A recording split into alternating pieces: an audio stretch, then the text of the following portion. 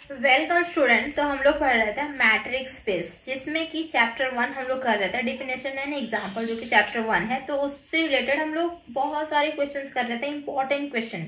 तो ये भी जो हम क्वेश्चन लिए हुए हैं वो very very very important question है, क्योंकि इसमें थोड़ा सा टाइम लगेगा। तो आप लोग पेशेंस के साथ एक क्वेश्चन को जरूर सॉल्व कीजिएगा, ठीक है, मेरे साथ, और बहुत अच्छे से समझिएगा। तो इसमें क्वेश्चन क्या बोल रहा है कि कुछ एक हमारा नॉन एम्प्टी सेट है जो कि एक्स है, नॉन एम्प्टी सेट, और डिफाइन किया गया कुछ इस तरीके से, ठीक है। एंड देखिए यहाँ पे दिया हुआ है, ठीक है, हम दिखा देते हैं कि let x be a non empty set and a function हमारा कुछ इस तरीके से है। एंड डिफाइन दिस वन कि डी ऑफ एक्स वाई जब भी लिखेंगे तो क्या होगा कि इक्वल टू 0 एंड 1 दो रिजल्ट देगी। उसके पीछे कंडीशन है, कंडीशन ये है कि 0 कब देगा, जब x इक्वल टू वाई हो जाएगा। तो मतलब दोनों एलिमेंट इक्वल हो गया तो वो 0 कंडीशन, मतलब 0 रिजल्ट देगी। एंड अगर x does not equal to y, मतलब x y के इक्वल नहीं हुआ, तो रिजल्ट हमारा 1 देगा, ठीक है। एंड प्रूफ करनी है D is matrix on x, मतलब D जो होगा मैट्रिक्स होगा x पे। तो D मैट्रिक्स कैसे होगा, 4 प्रॉपर्टी प्रूफ करनी होगी ना, तब जाके मैट्रिक्स बोल सकते हैं। यहाँ पे सिंपल बोल सकता था कि हमारा जो पेयर होगी x और D का, वो क्या होगा, मैट्रिक्स स्पेस होगा, वो प्रूफ करनी है। सिंपल बोल देता proof that x D is matrix space, ठीक है। तो मतलब क्या हुआ कि वही हमें दिखानी ही होगी, चारों प्रॉपर्टी सेटिस्फाई करवानी ही होगी, तब जाके आप मैट्रिक्स प्रूव कर सकते हैं या फिर मैट्रिक्स स्पेस प्रूव कर सकते हैं, ठीक है। तो समझ में क्वेश्चन क्या बोला, क्वेश्चन कुछ इस तरीके से डिफाइन है, ठीक है, डिफाइन कुछ यूनिक तरीके से है, इस वजह से ये क्वेश्चन थोड़ी सी लेंदी जाएगी और कुछ नहीं, और बहुत अच्छे से समझ में भी आएगी, ठीक है। तो चलिए सॉल्यूशन की ओर चलते हैं, और एग्जाम में आया हुआ भी क्वेश्चन है बहुत बार, ठीक, इसीलिए मैं इस क्वेश्चन को करवा रही हूँ। तो फर्स्ट ऑफ ऑल क्या करेंगे कि जो हमारा गिवन फंक्शन दिया हुआ है वो हम लोग लिखते हैं, हमेशा लिखते हैं गिवन फंक्शन जो दिया हुआ है। द गिवन फंक्शन इज क्या दिया हुआ है, तो कुछ इस तरीके से x इंटू एक्स, और डिफाइन है किस तरीके से, डिफाइन है d of x y equal to 0 और 1 होगा। कंडीशन सेटिस्फाई इसके साथ कि x इक्वल टू वाई होता है तो 0, एंड अगर x does not equal to y होता है तो वैल्यू 1। ये हमारा condition, this one is the given. First of all क्या करना होगा हमें, तो प्रूफ करनी होगी d of x y greater than equal to 0, बस सिंपल। तो फर्स्ट में लिखेंगे यहाँ पे हम क्या कि डी ऑफ एक्स वाई, तो देख पा रहे डी ऑफ एक्स वाई जो है वो 0 होगा। एंड यहाँ लिखिए since d of x y जो होगा वो क्या होगा, इक्वल टू 0 होगा। कब होगा कि x जो है इक्वल टू वाई हो जाए तो। एंड देख पा रहे हैं कि डी ऑफ एक्स वाई जो है वो इक्वल टू 1 भी है, इक्वल टू 1 है। कब है, तो x does not equal to y है। तो दोनों तो है हमारा, गिवन ही ऑटोमेटिकली है ना कि d of x y equal to 0, condition दिया हुआ d of x y equal to 1, तो मतलब क्या हुआ 0 और 1, तो क्या हुआ वो ग्रेटर देन इक्वल टू 0 से बड़ा ही हुआ ना। हमें फर्स्ट में प्रूव करना क्या होता है, डी ऑफ एक्स वाई जो होता है वो ग्रेटर देन इक्वल टू 0 होता है। तो 0 मतलब 0 के इक्वल भी आ रहा है, 0 से बड़ा भी आ रहा है, 1 है 0 से बड़ा, और जितने भी एलिमेंट्स आएंगे सारे तो वो क्या होंगे, बड़े ही होंगे, मतलब पॉजिटिव ही होगा, नेगेटिव का तो यहाँ कोई बात ही नहीं हो रहा है। तो ऑटोमेटिकली ये दिया हुआ ही है हमारे पास, ठीक है, फर्स्ट वन तो ऑटोमेटिकली प्रूफ ही है, ठीक। तो हम यहाँ इस तरीके से लिखेंगे एंड दैट इज करके लिख देंगे, ठीक है, that is d of x y जो हो गया वो ग्रेटर देन इक्वल टू 0 हो गया। दैट इज बोल सकते हैं, देयरफॉर लिख सकते हैं, ठीक है, देयरफॉर 3 बिंदु होता है, देयरफॉर, और दैट इज आई और ई, दैट इज, ठीक है। तो ये हमारा क्या हो गया कि दिख पा रहा है कि 0 के इक्वल और 0 से बड़ा ही हो रहा है, तो हमें चाहिए यही, ठीक। फॉर ऑल क्या चाहिए, x और y कहाँ का एलिमेंट होगा, तो हमारा क्या होगा, x का ही तो एलिमेंट होगा, x का ही एलिमेंट है, ठीक है, क्योंकि मैपिंग जो हो रही है दिस वन x का एलिमेंट है, ठीक। तो first one is the proof. Then second one क्या चाहिए था, सेकेंड वन चाहिए था कि d of x y equal to 0 कब होगा, x इक्वल टू वाई होगा। तो सेकेंड तो यही चाहिए ना, तो सेकेंड क्या, तो ऑटोमेटिक यहाँ दिया हुआ है, ठीक है। तो हम यहाँ लिखेंगे सेकेंड नंबर में कि d of x y equal to 0। कब? तो x equal to y by definition of d बोल सकते हैं। ऑटोमेटिकली गिवन दिया हुआ था कि d of x y equal to 0 कब? x इक्वल टू वाई हो तब। ठीक है, तो ये तो सेकेंड ऑटोमेटिकली सेटिस्फाई हो गया, फर्स्ट भी सेटिस्फाई, सेकेंड भी सेटिस्फाई, एंड देन अब आते हैं थर्ड नंबर में। ठीक है, थर्ड नंबर में क्या बोल रहा है? थर्ड नंबर में क्या है कि d of x y equal to d of y x. ठीक है, तो D of x y, d of x y ये जो होती है थर्ड नंबर को हम क्या करेंगे, ऐसे प्रूव करते हैं। पहले कंडीशन लिख लेते हैं, यहाँ पे मेरे कंडीशन लिख लेते हैं। ठीक है, कंडीशन मतलब ये जो दिया हुआ, इफ अगर x इक्वल टू वाई हो, ठीक है, x इक्वल टू वाई हो, देन क्या हो जाता है, तो d ऑफ एक्स वाई जो होगा वो इक्वल टू 0 हो जाएगा। ठीक है, d of x y equal to 0, अगर x इक्वल टू वाई हो तो x के जगह पे हम y लिख सकते हैं, y के जगह पे हम x लिख सकते हैं, चेंज कर सकते हैं ना। तो this also equal to d of क्या होगा, y x होगा। तो तीनों आपस में इक्वल है, मतलब दोनों भी इक्वल होगा। ठीक है, हम यहाँ लिख सकते हैं दैट इज करके डी ऑफ एक्स वाई नीचे दिख रहा है ना, this is equal to d of y x. हो गया फर्स्ट वाला प्रूफ, मतलब फर्स्ट कंडीशन से प्रूफ हो, फर्स्ट वाला प्रूफ नहीं हुआ। एक बार मैं चेक कर लेती हूँ दिख रहा है कि नहीं आप लोग को। लेकिन थोड़ा सा टेढ़ा दिख रहा है ना, हम इरेज कर दें, ये इरेज कर दे रहे हैं। ओके, क्वेश्चन को भी इरेज कर दे रहे थोड़ा।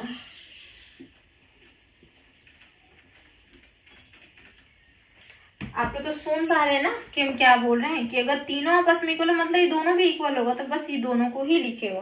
तो फर्स्ट कंडीशन से तो हमारा ये प्रूफ हुआ। सेकेंड कंडीशन जो हमारा दिया हुआ था कि if x does not equal to y होता है, देन क्या लिखेंगे, d ऑफ एक्स वाई जो होगा वो रिजल्ट क्या देगा, 1 देगा रिजल्ट। ठीक है, d ऑफ एक्स वाई जो है 1 रिजल्ट देगा। तो d ऑफ वाई एक्स भी जो होगा ना वो भी 1 रिजल्ट देगा, क्योंकि दोनों तो आपस में इक्वल नहीं है। जब इक्वल नहीं रहता है, जैसे वाई एक्स पहले लिखे फिर वाई बाद में लिखे, रिजल्ट 1 दिया, तो सिंपल वाई पहले लिखे और एक्स बाद में लिखे तो भी रिजल्ट 1 ही देगा। ठीक है, समझ में आ रही बात? मतलब जैसे कि बताएं 0 + 1 लिखे या 1 + 0 लिखे, रिजल्ट क्या देगा, 1 ही देगा ना। तो वही हम किए कि दोनों को अगर आगे पीछे भी लिखेंगे तो भी रिजल्ट क्या देगा, सेम ही देगा, क्योंकि 1 दे रहा है, दोनों आपस में इक्वल नहीं है। ठीक है, देन तो ये भी क्या हुआ कि डी ऑफ एक्स वाई जो हो गया this is equal to d of y x. तो दोनों कंडीशन से हमारा ये थर्ड प्रॉपर्टी भी प्रूफ हो गया। कितना इजीली प्रूफ हुआ, पता चला ना, बोला ना, इसीलिए बहुत इजी है, बस इसको थोड़ी सी समझनी होगी, थोड़ा सा माइंड लगाना होगा, जो कि मैं सिखा दे रही हूँ कैसे लगाया जाता है ना। This one third. अब आती है फोर्थ प्रॉपर्टी की। जो फोर्थ प्रॉपर्टी है इसको और ध्यान से देखिए कि एक्चुअल में इसमें है क्या। ठीक है, थर्ड प्रॉपर्टी मेरे कर दे रहे, फोर्थ प्रॉपर्टी। फोर्थ में क्या है,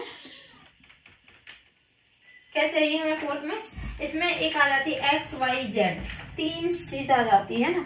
तो सबसे पहले क्या करेंगे, लेट एक्स पता है, वाई पता है, जेड भी जो है वो बिलोंग्स टू किस में कर रहा है, एक्स में बिलोंग कर रहा है। ठीक, now we have to prove that, हमें क्या प्रूव करना होगा, we have to prove that d of x y जो होगा वो लेस देन इक्वल होगा क्या, डी ऑफ क्या होगा, एक्स जेड। ठीक है, प्लस बोल सकते हैं d of Y z, z y कोई भी लिख सकते हैं, वाई जेड लिखे। फॉर ऑल क्या होगा, एक्स वाई जेड कहाँ का एलिमेंट होना चाहिए, तो हमारा कैपिटल एक्स का एलिमेंट होना चाहिए तीनों, जो कि हम लेट मान लिए, और ये प्रूफ करना होगा। क्लियर, समझ में आई बात? देन अब हम लोग क्या करेंगे, केस 1 एंड केस 2 यहाँ पे होगी रजिस्टर। केस 1 जो कि लेके चलेंगे x इक्वल टू वाई लेके चलेंगे, केस 2 जो होगा वो x does not equal to y. ठीक है, तो x इक्वल टू अगर y लेके चलते हैं, if x equal to y, ठीक है, तो देन क्या होता है, x इक्वल टू वाई लेके चलता है, इक्वल रहता है, तो देन क्या होता है, डी ऑफ एक्स वाई जो हो जाता है वो क्या होता है, इक्वल टू 0, इक्वल टू 0 होता है। ठीक है, देन तो x इक्वल टू वाई अगर इक्वल है, एक्स और वाई मतलब 3 एलिमेंट है, एक्स वाई और जेड है, तो ये दोनों इक्वल है। तो जरूरी नहीं है कि ये भी इक्वल हो सकता है नहीं भी इक्वल हो सकता है ना कि ये भी इक्वल हो सकता है नहीं इक्वल हो। तो एक्स वाई और जेड, तो हम यहाँ लेके चलेंगे इफ मान लेते हैं कि x इक्वल टू जेड हो, मतलब x के बराबर ये जेड हो, ठीक है। Then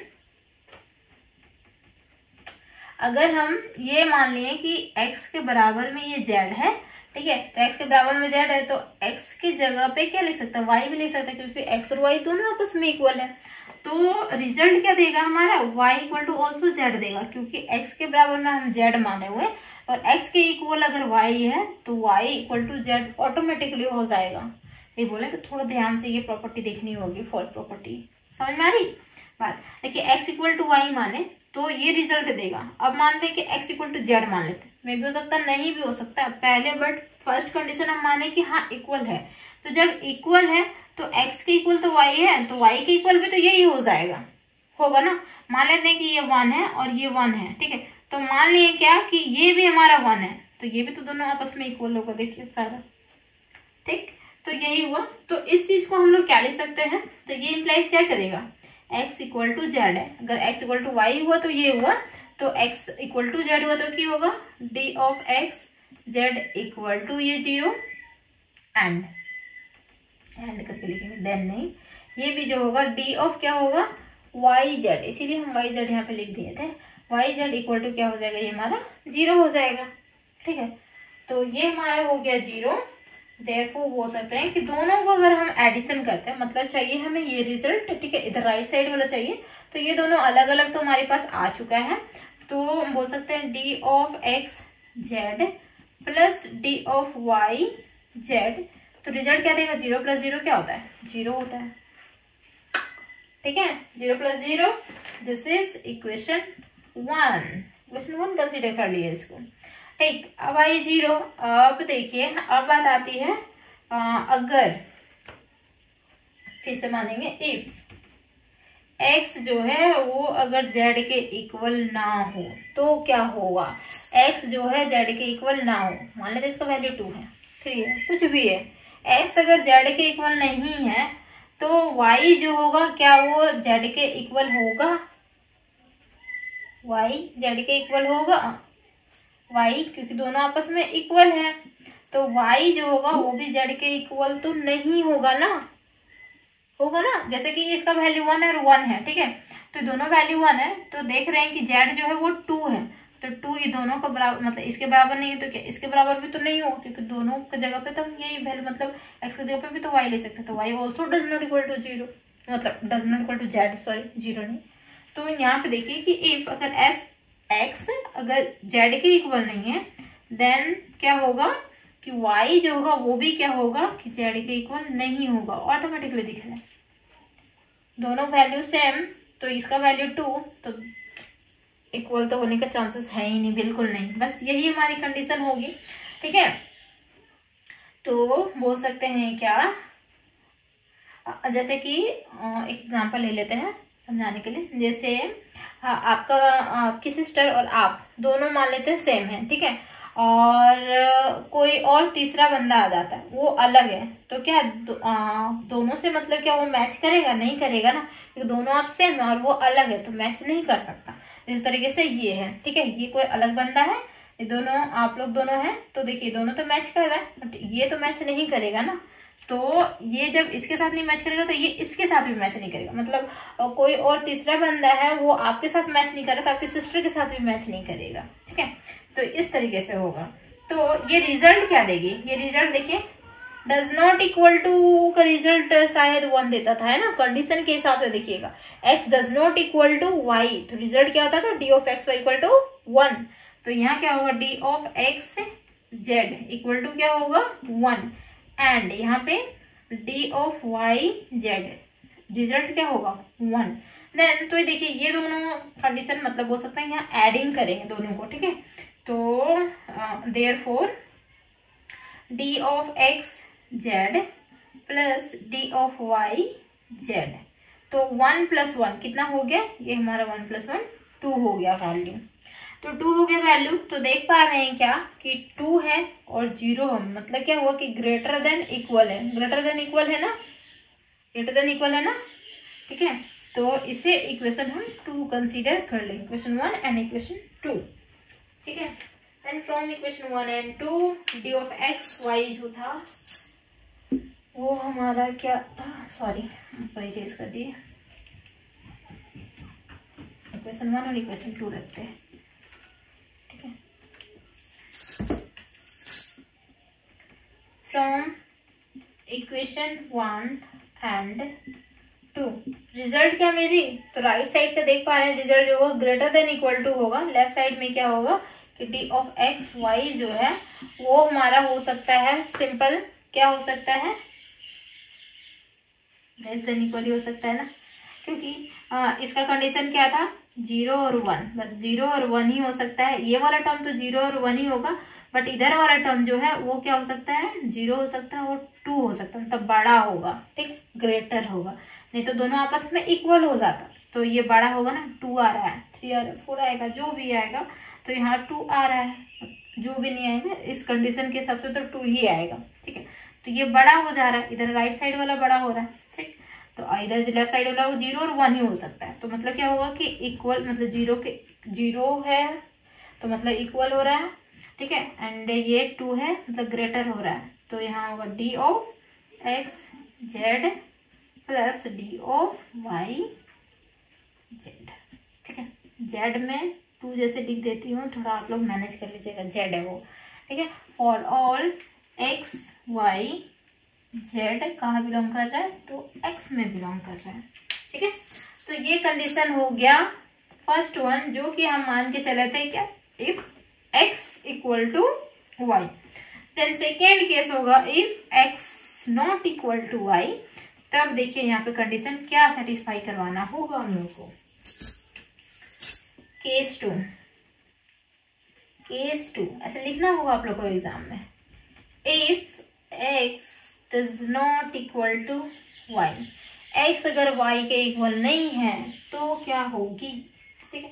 does not equal to Y, then क्या होता है डी ऑफ एक्स वाई जो होगा वो क्या होगा, वो हमारा 1 होगा, ठीक है। तो अब देखिए यहाँ पे जो आई बात, व्हेन, जब x does not equal to y, x y के इक्वल नहीं है, तो x मान लेते हैं कि z के इक्वल हो सकता है, नहीं भी हो सकता है ना। तो अगर हम फर्स्ट मन मानते हैं कि x जो है वो z के इक्वल है, तो देन क्या हो जाएगा बता सकते हैं। देखिए x जो है वो z के इक्वल नहीं, sorry x does not equal to y, but x जो है वो z के इक्वल है, तो z क्या y के इक्वल होगा या फिर नहीं होगा, या y z के इक्वल होगा या फिर नहीं होगा, दोनों में रिलेशन क्या होगी, दोनों का रिलेशन क्या होगा। प्रीवियस रिलेशन से अगर रिलेट कर पाएंगे तो पता चल रहा होगा कि दोनों को मीन दोनों आपस में इक्वल है, तो दोनों के प्लेस अगर चेंज भी कर देते हैं, दोनों के जगह पे किसी को भी लिख सकते हैं, तो क्या होगा कि रिजल्ट तो यही देगा ना कि x है z के इक्वल, तो z जो होगा वो y के इक्वल नहीं होगा, क्योंकि x जो है y के इक्वल नहीं है। दिख रहा है ना, ऐसे रिलेट कर पा रहे हैं ना कि x does not equal to y, ठीक है। तो x अगर z के इक्वल है तो ये जो z होगा वो y के इक्वल नहीं होगा, क्योंकि दोनों आपस में इक्वल है, तो ये भी नहीं होगा। देन बोल सकते हैं क्या कि y जो होगा वो does not equal to z, ये कंडीशन तो हो जाएगी, ठीक। तो ये रिजल्ट क्या देगा, d ऑफ x और z जो है वो रिजल्ट क्या दे रहा है, इक्वल है, इक्वल है मतलब रिजल्ट क्या देगा 0, and d of Y z does not equal है, रिजल्ट क्या देगा 1। तो देयरफॉर अगर हम लोग एडिंग करते हैं, एडिंग ही तो करनी होगी ना, plus D of Y z, adding करने के बाद क्या आ रहा है 0 + 1, रिजल्ट क्या हो रहा है 1 हो रहा है रिजल्ट, ठीक है। दिस इज 1, तो इसे इक्वेशन आप 1 कंसीडर कर सकते, 1 बोलो 2 हो गया ना, इसे 3 कंसीडर कीजिए, क्योंकि 1 2 हम कर चुके हैं इस क्वेश्चन का सॉल्यूशन में, तो 3 और 4 करना होगा। ये समझ में आई बात, ठीक है। तो माने क्या कि फर्स्ट माने x इक्वल टू जेड, ठीक है। अब मानना होगा x does not equal to z, में भी हो सकता है कि तीनों आपस में इक्वल ना हो, ठीक है। अब मान लेते हैं कि ये दोनों तो आपस में इक्वल नहीं है, तो मे भी हो सकता है कि जेड एक्स के इक्वल हो, मे भी हो सकता है जेड एक्स के इक्वल ना हो। ठीक है, तो क्या करेंगे, रेज करें।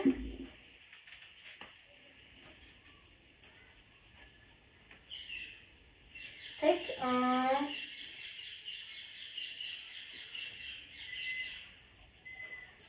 इस जगह पे हम लिख सकते थे, क्या पता है, एक और डी ऑफ एक्स वाई जो है, ये भी हम लोग अगर लेके चलते तो ज्यादा अच्छा रहता है। D of x y equal to, क्योंकि प्रूफ जो करना रहता है वो क्या होता है, d of x y equal to d of x Z plus D of Y z, ये प्रूफ करना रहता है ना, तीनों साथ में करना रहता है। तो देख पा रहे हैं कि रिजल्ट इसका ये हुआ। तो इक्वेशन 3 इसको ना मान के हम दैट इज करके लिख सकते हैं क्या, कि ये इसका वैल्यू भी 1 है, तो मतलब क्या हुआ कि डी ऑफ एक्स वाई जो हुआ वो इक्वल हो गया किसका, d of x Z plus D of Y z का। एक स्टेप बढ़ा दिए, इससे इक्वेशन हम लोग 3 कंसीडर कर लिए। ठीक है, स्टेप को बढ़ा दिए, क्योंकि प्रूफ ये करना रहेगा तो फिर इजी होगा प्रूफ करना साथ में। ठीक है, इस वजह से एक स्टेप हम लोग बढ़ा दिए कि देखिए इसका भी वैल्यू तो वही है। ठीक, प्रूफ जहाँ करना रहेगा वो उस हिसाब से चलेंगे। तो देख पा रहे हैं कि इसका भी वैल्यू 1 आया है एंड इसका भी वैल्यू 1 है, तो दोनों मतलब आपस में इक्वल है। ठीक, एंड अब चल रहे हैं क्या कि व्हेन, जब x जो है वो z के इक्वल ना हो, देन अब क्या होता है रिजल्ट, ये मुझे कमेंट करके जरूर बताइएगा कि कितना आप लोगों को समझ में आ गया।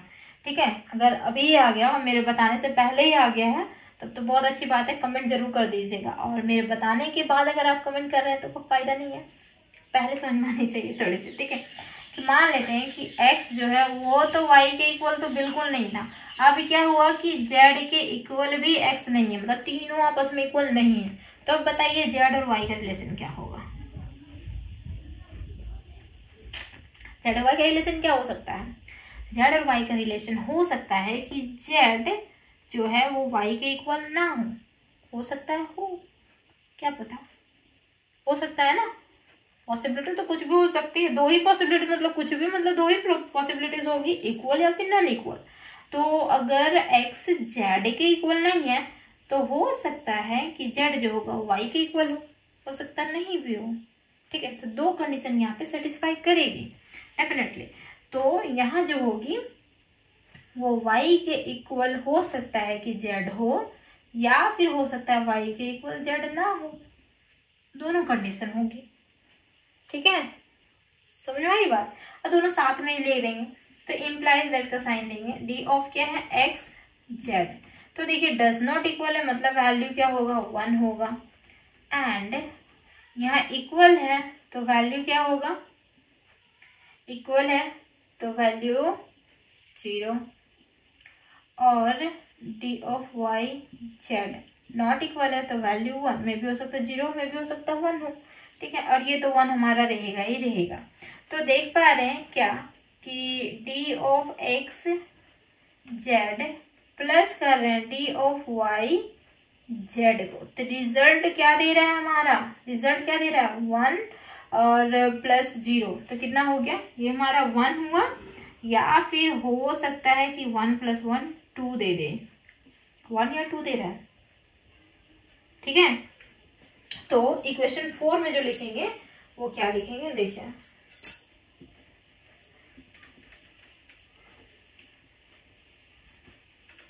इक्वेशन 4 में क्या लिखेंगे, इक्वेशन 4 इसी को कंसीडर कर लीजिए, क्योंकि अब देखिए यहाँ इक्वेशन 3 ये था क्योंकि d of x y equal to 1 था, तो तीनों आपस में इक्वल था, मतलब दोनों का एडिंग, और ये तो दोनों आपस में इक्वल था। यहाँ पे क्या हुआ कि ये देख पा रहे होंगे कि यहाँ 1 आ रहा है या फिर और 2 आ रहा है, तो इक्वल तो नहीं बोल सकता, इक्वल से बड़ा, इक्वल मतलब d of x y equal या फिर उससे बड़ा, या है मतलब और है लगा हुआ, तो इसको इक्वेशन 4 ही कंसीडर कर लीजिए। ठीक है, साथ में देन तो देख पा रहे हैं फ्रॉम इक्वेशन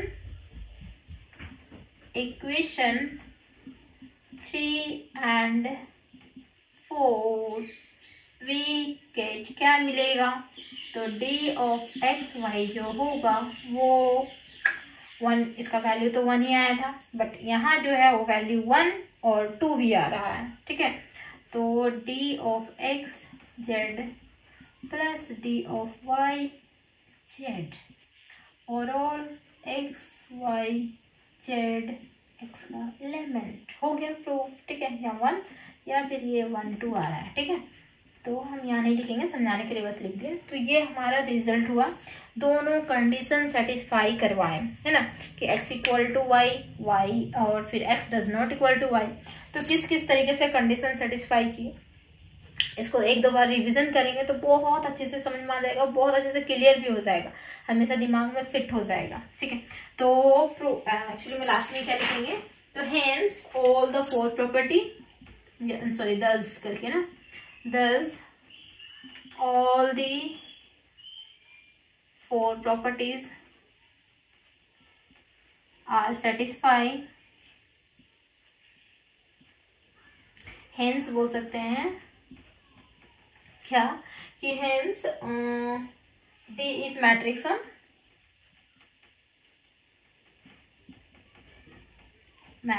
on किस पे, तो x पे, and pair of x D is called matrix space. ठीक है, तो ये हमारा हो जाता है प्रूफ। इतना प्रूफ करने के लिए बोला गया था, तो बस इतना ही लिखना था आप लोग को। तो उम्मीद है कि बहुत अच्छे से क्लियर हुआ होगा, है ना, कि किस तरीके से हम लोग प्रूफ किए हैं। थैंक यू सो मच यहाँ तक बने रहने के लिए। चैनल को जरूर सब्सक्राइब करके जाइएगा। वीडियो अच्छे लगते हैं वीडियो को लाइक कीजिए, फ्रेंड्स में शेयर कर दीजिए। Tata bye bye.